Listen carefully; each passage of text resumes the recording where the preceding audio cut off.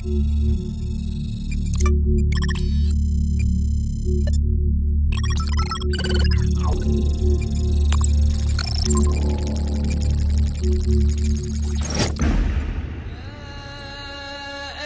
الذين آمنوا إن جاءكم فاسق بنبأ فتبينوا أن تصيبوا قوما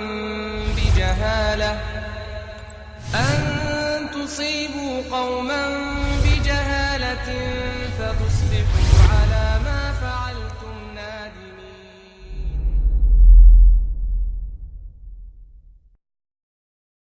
Meminta maaf merupakan sebuah amalan yang mulia di dalam Islam.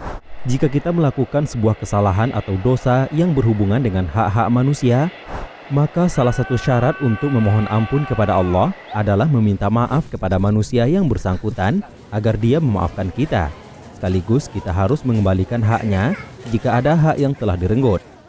Meminta maaf juga dianjurkan untuk dilakukan kapanpun selama kita memiliki kesalahan.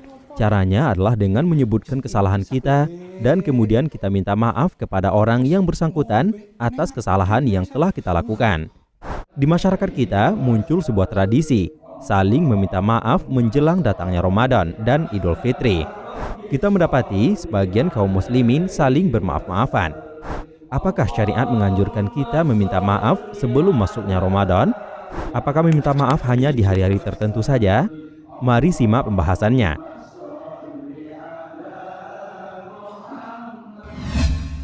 Assalamualaikum warahmatullahi wabarakatuh. Alhamdulillah, segala puji bagi Allah yang maha mengetahui dan maha melihat hamba-hambanya. Maha suci Allah, dialah yang menciptakan bintang-bintang di langit dan dijadikan padanya penerang dan bulan yang bercahaya. Aku bersaksi bahwa tidak ada Rob yang berhak diibadahi selain Allah dan bahwa Muhammad adalah hambanya dan Rasulnya yang diutus dengan kebenaran sebagai pembawa kabar gembira dan pemberi peringatan, mengajak kepada kebenaran dengan izinnya dan cahaya penerang bagi umatnya. Ya Allah, curahkanlah sholawat dan salam baginya dan keluarganya, yaitu doa dan keselamatan yang berlimpah.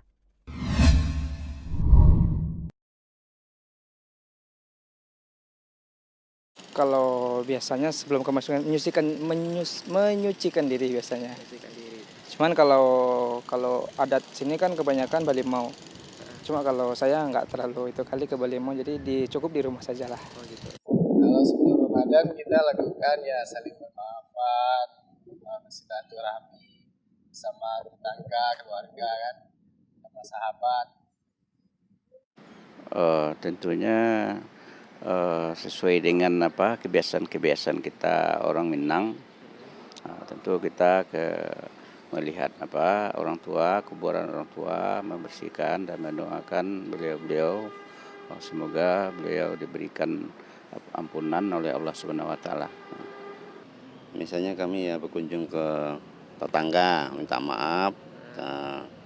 Selain itu ke sanak-sanak atau family, karena minta maaf itu kan diwajibkan sebelum memasuki bulan Ramadan. Oh, itu yang pernah saya lakukan sebelum Ramadan itu bermaaf-maafkan sesama keluarga terutama. Yang kedua sama tetangga-tetangga. Itu. Berdasarkan sebuah penelitian, salah satu hal yang paling sulit dilakukan orang adalah meminta maaf dan memberi maaf kepada orang lain, walaupun seseorang menyadari kesalahannya. Meminta maaf kepada orang yang telah disakiti bukanlah perkara mudah. Ada rasa gengsi ataupun ego yang menghalangi seseorang untuk bisa berkata, "Aku telah bersalah. Aku minta maaf atas tindakan yang telah aku lakukan dan berharap kamu dapat memaafkan aku." Sama halnya, meskipun seseorang sudah bisa menahan rasa sakit akibat kesalahan yang dibuat orang lain, memaafkan orang tersebut juga bukan perkara mudah. Rasa yang tergores seolah tak bisa lepas dari ingatan dan terus membekas. Aku memaafkan, tapi aku tidak bisa melupakan kesalahanmu. Apakah ini yang dinamakan memberi maaf? Urusan meminta maaf dan memberi maaf yang sulit ini tidak hanya terjadi antara seseorang dengan lingkungan sosialnya. Bahkan tak jarang seseorang sulit meminta dan memberi maaf kepada orang-orang terdekat yang hidup di rumah sekalipun. Seorang anak sulit memaafkan orang tuanya. Seorang suami enggan meminta maaf kepada istrinya. Seorang adik tidak bisa melupakan kesalahan kakaknya. Islam mengajarkan kita agar dengan lapang dada memberi maaf kepada orang yang telah berbuat salah. Bagaimanapun juga, manusia sering lupa dan khilaf. Memberi maaf kepada orang yang atas ketidaksengajaannya adalah keutamaan buat orang yang sempat tersakiti. Dan memberi maaf atas tindakan buruk orang lain juga sebuah keutamaan jika itu bisa dilakukan. Di antara hal yang sangat penting yang juga merupakan hal yang akan membawa keselamatan, memperbaiki hubungan kita dengan orang lain adalah saling memaafkan. Di mana saling memaafkan ini adalah dalam rangka untuk memperbaiki muamalah hubungan kita dengan sesama kita. Manusia dalam hidupnya pasti ada yang keliru. Dalam tutur kata, kadang-kadang teledornya lidah kita ngomong dengan orang lain, kata-kata yang tidak bagus. Dalam perbuatan. Oleh karena itu, Islam mencarikan solusi terhadap hal tersebut, yaitu dengan saling memberi maaf.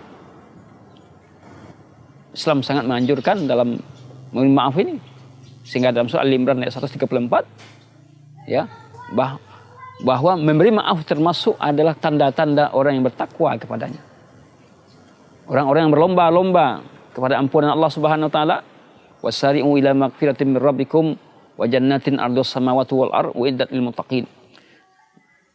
Bersegeralah kalian kepada ampunan Allah Subhanahu wa taala dan surganya yang luasnya seluas langit dan bumi, yang dijanjikan oleh Allah untuk orang yang bertakwa. Siapa orang bertakwa itu? Alladzina yunfikuna fis sarra'i wad dharra, orang yang menafkahkan hartanya dalam keadaan lapang dan dalam keadaan sempit. Wal kadhimina ghaidh, dan orang yang menahan amarahnya. Wal 'afina 'anin nas, dan orang yang memberi maaf kepada manusia. Di sini yang menjadi saksi terhadap pembahasan kita adalah wal 'afina 'anin nas. Orang yang memberi maaf kepada manusia. Berarti apa? Di antara tanda orang bertakwa itu adalah mereka saling memberikan maaf terhadap kesalahan orang lain. Kan ada pula orang yang tidak mau memaafkan kesalahan orang lain. Seraya mereka mengatakan kepada temannya, kepada saudaranya, tiada maaf bagimu. Tidak ada maaf bagimu. Sedangkan Islam, jangankan kita, Allah saja maha pengampun. Jika hambanya, sebesar apapun dosa hambanya, jika hambanya taubat, mohon ampun kepada Allah, Allah akan ampuni. Apalagi ya dosa kita sama kita, Allah saja mengampuni dosa hambanya. Maka memberi maaf termasuk akhlak orang-orang yang bertakwa kepada Allah Subhanahu wa taala. Wal kazimina wal 'afina 'anil nas. Rasulullah sallallahu alaihi wasallam juga memaafkan kesalahan orang-orang kafir Quraisy. Ya, tatkala Rasulullah sallallahu alaihi wasallam sudah sampai menaklukkan kota Makkah, dan di situ banyak orang-orang kafir yang ingin, ya, kalau sekiranya Rasulullah ingin melakukan pembalasan terhadap ya apa yang telah mereka lakukan kepada Rasulullah dan para sahabatnya, tentu Rasulullah akan membunuhnya. Tetapi Rasulullah memaafkan kesalahan mereka. Pergilah kalian merdeka. Ingin hidup di sini di kota Makkah atau ingin keluar dari Makkah ini. Rasulullah tidak melakukan, ya, tidak membunuh mereka, tapi memaafkan kesalahan. Ini menunjukkan bahwa memberi maaf merupakan akhlak Rasulullah, akhlak orang yang bertakwa kepada Allah Subhanahu wa taala. Bagaimana konsep meminta maaf itu? Meminta maaf itu adalah tatkala kita merasa bersalah terhadap perbuatan kita, merasa bersalah terhadap perkataan kita, maka kita segera untuk meminta maaf. Tanpa menunda besok, atau besoknya lagi, atau seminggu lagi, sebulan lagi, setahun lagi. Tetapi disuruh untuk segera meminta maaf. Dan memaafkan. Kalau ada orang minta maaf, kemudian hendaklah kita memaafkan. Karena wal 'afina 'anin nas, mereka saling beri maaf kepada manusia. Nah, konsep memberi maaf ini dilakukan oleh seorang muslim kapan saja jika mereka merasa bersalah, ya silahkan mereka memberi maaf.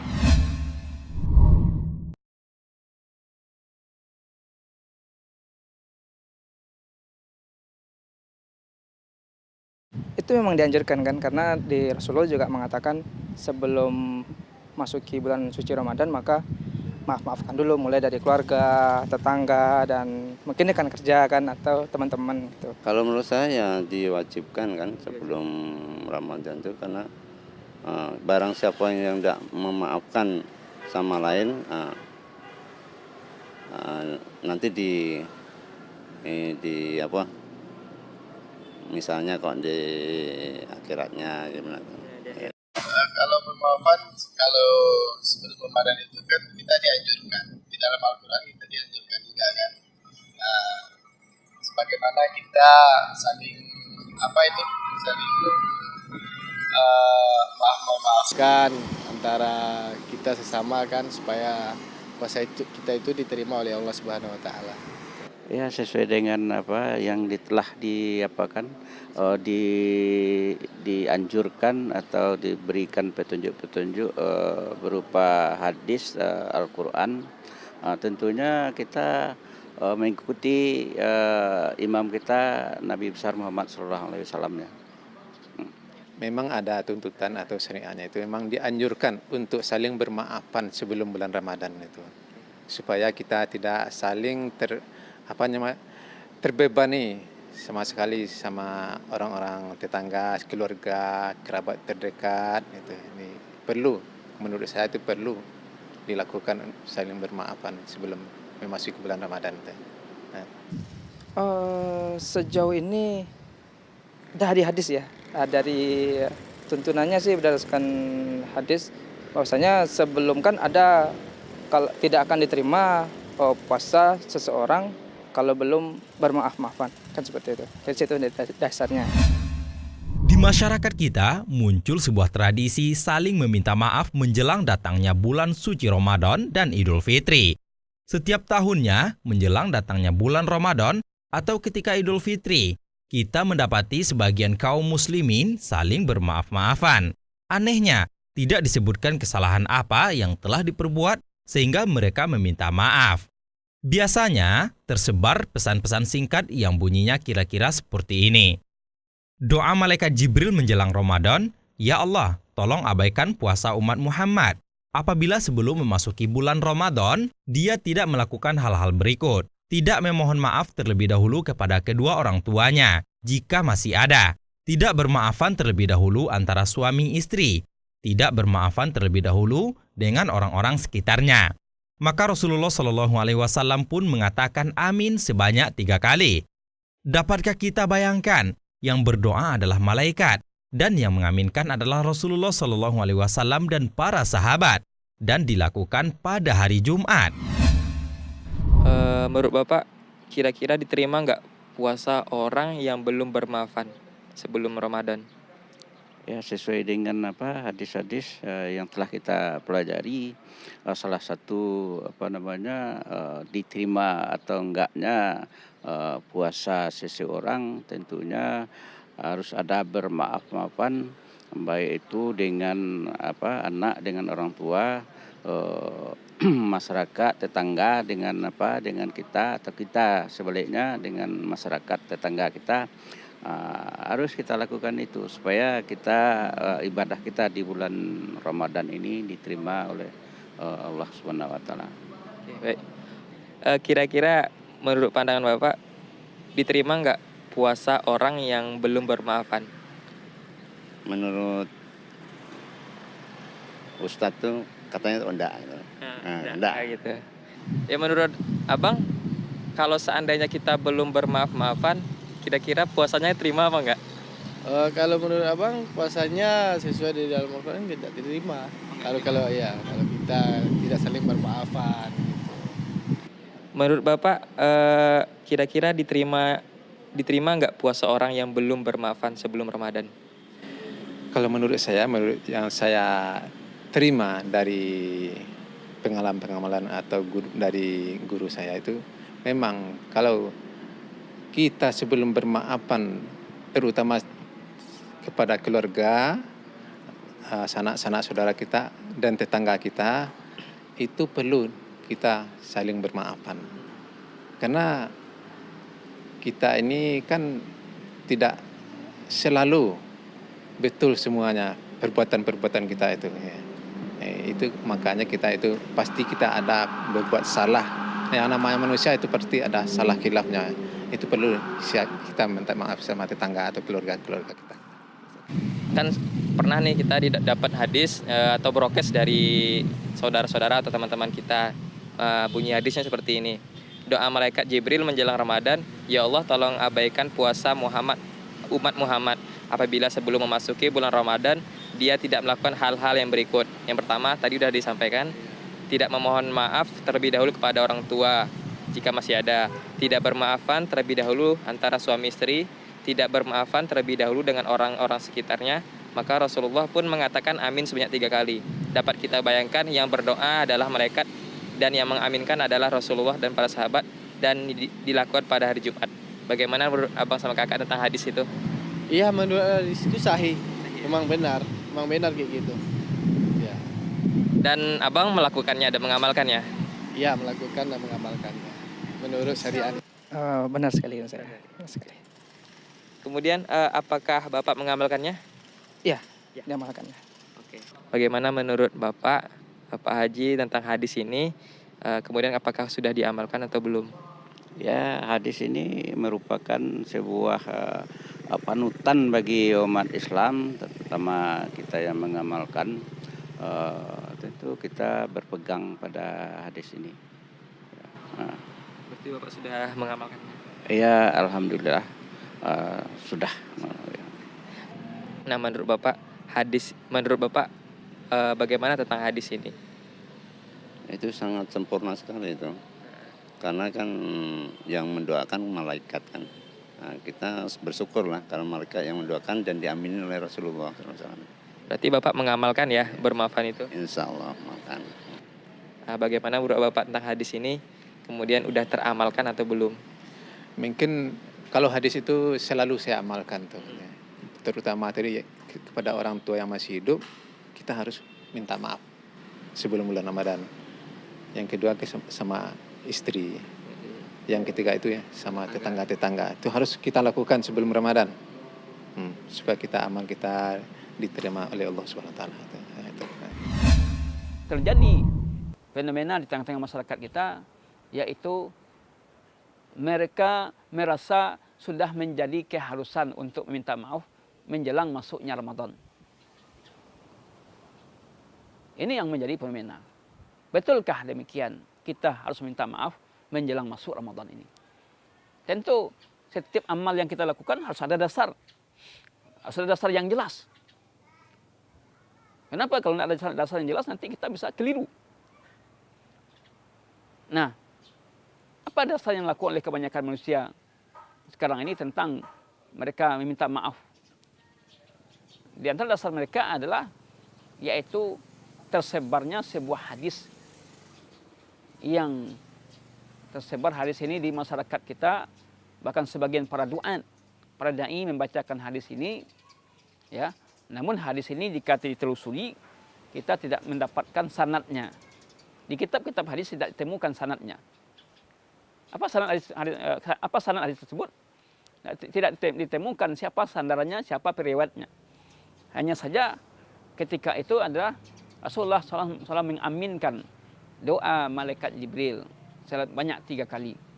Lalu ketika itu sahabat bertanya, ya Rasulullah, kami dengar engkau mengaminkan doa, mengaminkan. Apa gerangan yang engkau aminkan ya Rasulullah SAW? Maka ketika itu katanya, ya, dalam hadis yang tersebar di tengah-tengah masyarakat ini, katanya di situ bahwa celakalah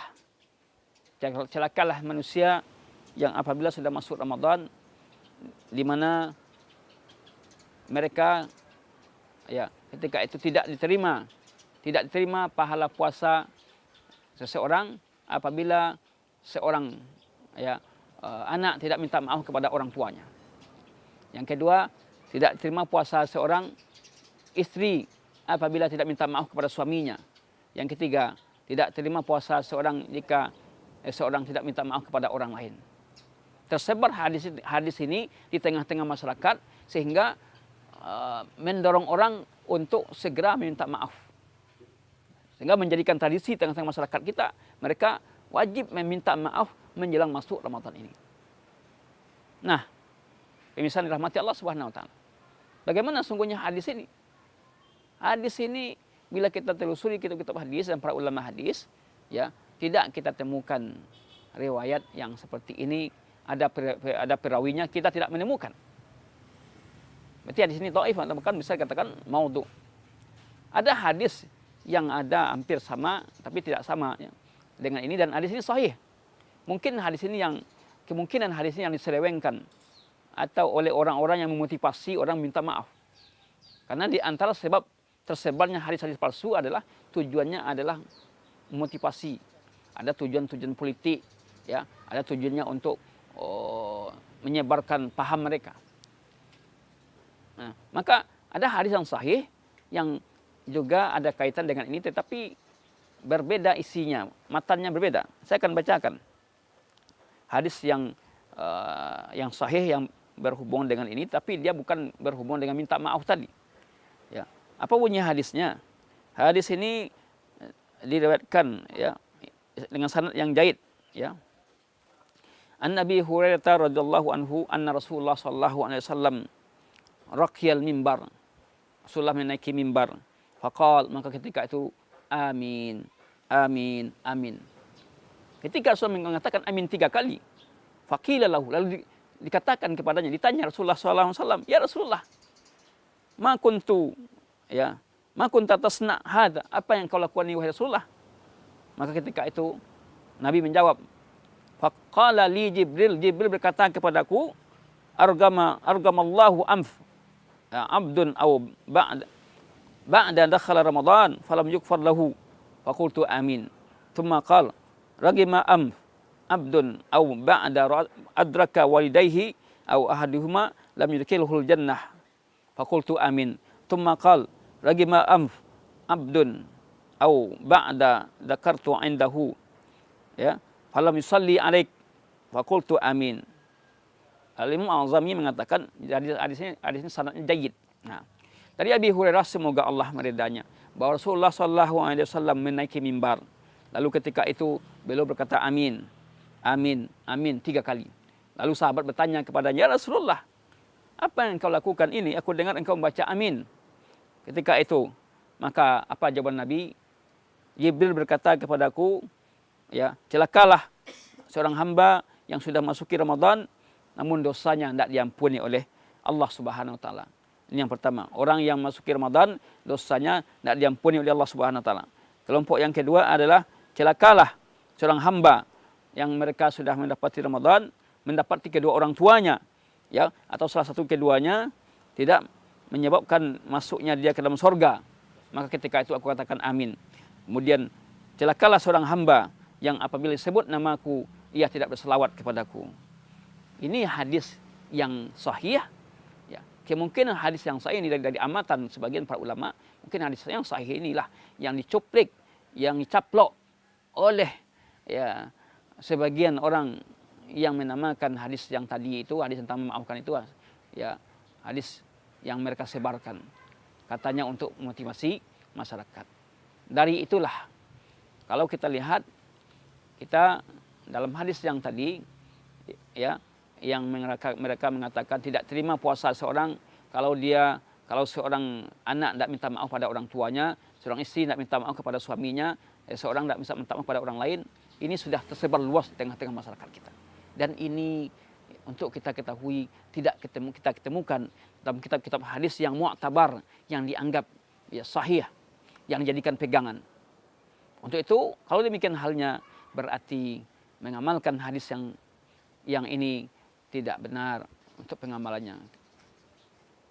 Maka dalam hal ini menjadikan momen Ramadan sebagai waktu untuk meminta maaf atau mewajibkan, mengharuskan menganggap bahwa meminta maaf di Ramadan ini merupakan satu nilai ibadah, ya, kita tidak melakukan kesalahan, maka ini jelas tidak ada sunnahnya dari Rasulullah SAW.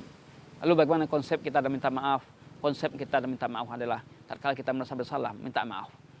Dan tidak memandang kepada waktu, pada hari, ya, pada minggu, kepada bulan, pada tahun.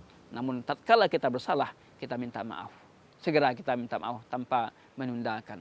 Dan orang yang minta maaf dan bermaaf ini dipuji oleh Allah Subhanahu wa taala, di mana dalam hal ini dinyatakan oleh Allah di antara sifat orang bertakwa adalah wal afina 'anin nas, mereka memaafkan orang lain. Inilah pemirsa yang dimuliakan Allah Subhanahu wa taala, tatkala kita sudah mengetahui akar permasalahan. Yang pertama sebagai kesimpulannya adalah meminta maaf itu adalah merupakan syariat dalam agama kita. Kemudian yang kedua adalah meminta maaf itu dibolehkan, ya, diwajibkan kapan saja ketika kita merasa bersalah, ya. Tak kala kita bersalah kepada orang lain, pada orang tua kita, kerabat kita, segera kita minta maaf, jangan kita tunda. Kenapa demikian? Karena kesalahan kita kepada makhluk, kepada manusia, Allah tidak akan bisa untuk memaafkannya. Kesalahan kita kepada manusia, manusia itulah yang memberikan maaf. Kenapa? Karena kesalahan kita kepada manusia itu ini terkait dengan hak hamba. Ada hak Allah, ada hak hamba. Ya, oleh karena itu kita merelakan, kita, ya, memohon maaf dari orang tersebut. Kemudian berikutnya adalah kesimpulan berikutnya adalah bahwa mengharuskan, mewajibkan meminta maaf menjelang masuk Ramadan. Ya, tidak ada sunnahnya dari Rasulullah SAW. Ya, kalau diharuskan, kalau diwajibkan, padahal tidak ada kesalahan, tidak ada keliruan, dan menganggap bahwa minta maaf di bulan Ramadan ini merupakan satu ibadah, ya, satu nilai ibadah, karena tidak sahih dalilnya, maka ini menunjukkan meminta maaf tidaklah satu hal yang dianjurkan menjelang masuk Ramadan, kecuali ketika kita ada merasa bersalah, keliru, dan lain-lain. Wallahu alam bisawab. Inilah yang bisa kita jelaskan. Mudah-mudahan masyarakat kita terhindar dari budaya-budaya, keliruan-keliruan yang akan menjauhkan dia dari sunnah Rasulullah SAW, di mana dalam agama kita ini kita diberikan kemudahan-kemudahan dalam menjalankan syariat kita, dalam menjalankan agama kita. Saling beri maaf kapan saja dan di mana saja kita berada. Ini merupakan syariat Allah Subhanahu wa taala. Namun menjadikan kelaziman, keharusan meminta maaf pada suatu waktu tertentu, maka ini butuh kepada dalilnya apakah sahih atau tidak. Karena di ibadah itu mesti ada dalil. Kalau sudah menetapkan suatu ibadah dengan waktu dan tempatnya dan waktu, maka ini butuh kepada dalil yang sahih. Wallahu alam bissawab.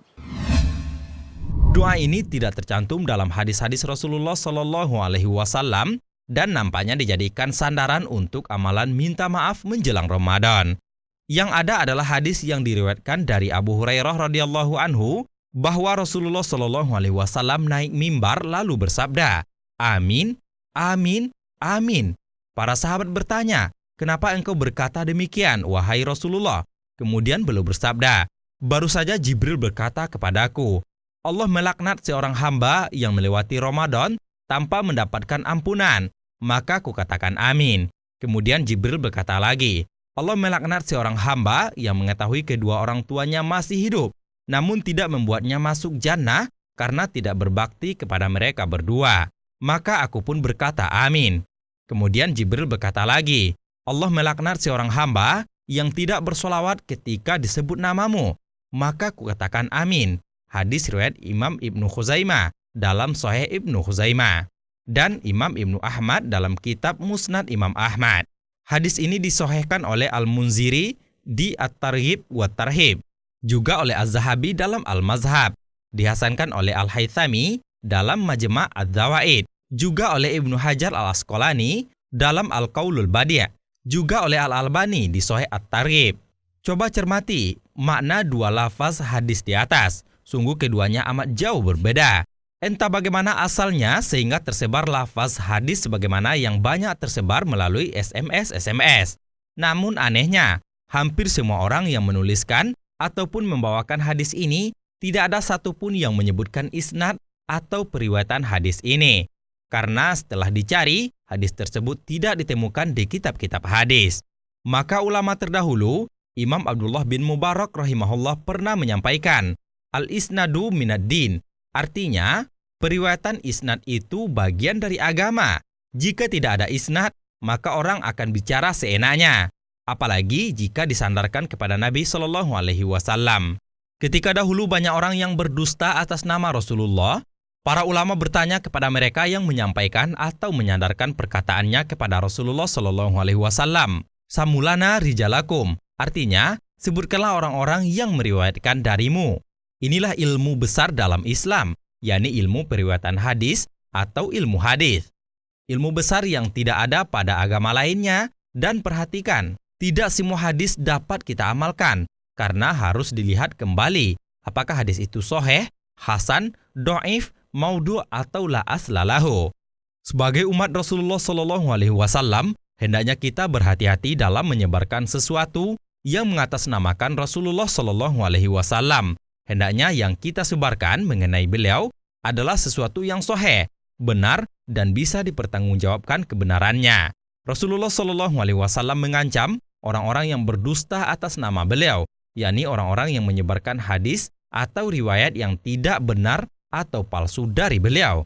Rasulullah Shallallahu Alaihi Wasallam bersabda, artinya, barang siapa yang sengaja berdusta atas namaku, maka hendaklah ia mengambil tempat tinggalnya di neraka. Hadis riwayat Imam Bukhari dan Imam Muslim. Demikianlah Bapak Ibu yang dimuliakan oleh Allah Subhanahu wa taala, pemirsa Kata Orang Surau TV. Alhamdulillah, sampailah kita di akhir acara pada episode kali ini. Semoga mencerahkan. Subhanakallahumma wa bihamdik, asyhadu an la ilaha illa anta astaghfiruka wa atubu ilaik. Wassalamualaikum warahmatullahi wabarakatuh.